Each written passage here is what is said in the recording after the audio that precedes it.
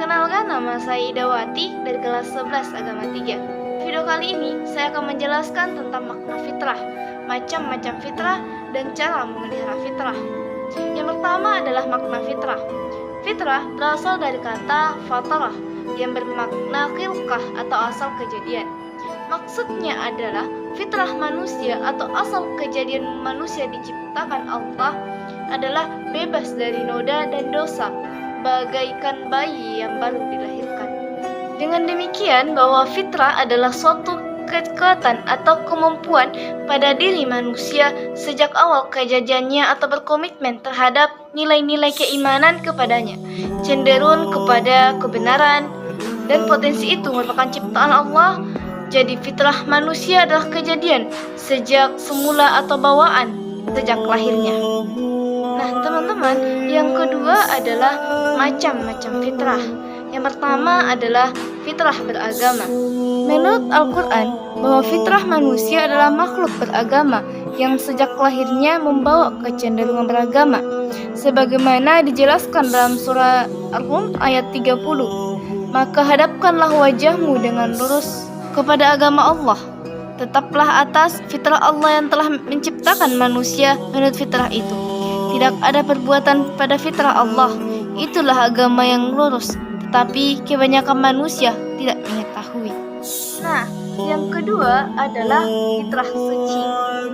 Sebagaimana dijelaskan dalam Quran surah Al-Mutaffifin ayat 14 bahwa hakikatnya manusia itu berhati suci, yang berbunyi kalla bal rana ala qulubihim ma kanu yaksibun.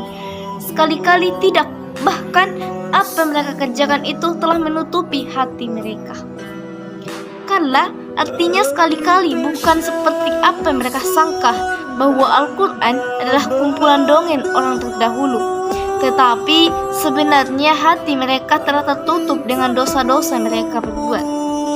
Nah, yang ketiga adalah fitrah akliyah atau fitrah intelektual. Fitrah ini terdiri atas panca indera dan akal pikiran. Dengan fitrah ini, manusia dapat membuktikan dengan pikirannya dan bukti ilmiah tentang kekuasaan Allah. Serta dengan potensi ini, ia dapat mempelajari dan memahami dengan benar seluruh hal yang dapat bermanfaat baginya dan hal yang tidak bermanfaat baginya. Fitrah ini juga agar manusia dapat membedakan mana yang benar dan mana yang salah, mana yang baik dan mana yang buruk. Nah, adapun cara memelihara fitrah agar fitrah kita tidak menyimpang, yakni yang pertama adalah kembali kepada Allah. Nah, maksudnya adalah karena agama adalah fitrah manusia yang telah ditanamkan Allah kepada manusia sejak sebelum lahir, yaitu di dalam ruh. Manusia yang telah bersaksi bahwa Allah adalah Tuhannya yang akan dipatuhi dan ditaatinya. Sehingga jika hal itu dipahami oleh setiap manusia yang terlahir di dunia ini, maka akan tumbuh kesadaran akan kehadiran Allah dan jiwanya senantiasa mereka selalu dalam mengawasinya. Yang kedua adalah memikirkan dan merenungi ayat-ayat Allah. Nah, maksudnya adalah banyak dari ayat-ayat Al-Quran yang mengajak manusia untuk menggunakan akal mempelajari dan memahami kekuasaan Allah. Nah, yang ketiga atau terakhir adalah mensucikan jiwa. Maksudnya adalah sebagaimana firman Allah yang artinya sungguh beruntung orang yang mensucikan jiwa itu dan sungguh rugi orang yang mengotorinya. Quran surah Asy-Syams surah 91 ayat 9-10. Orang yang berakhlak karimah terhadap dirinya adalah ketika ia mampu membersihkan dirinya dari segala sesuatu yang akan mengotori dan mencemari akidah dan keimanannya dengan cara mempelajari dan mengamalkan ajaran agamanya.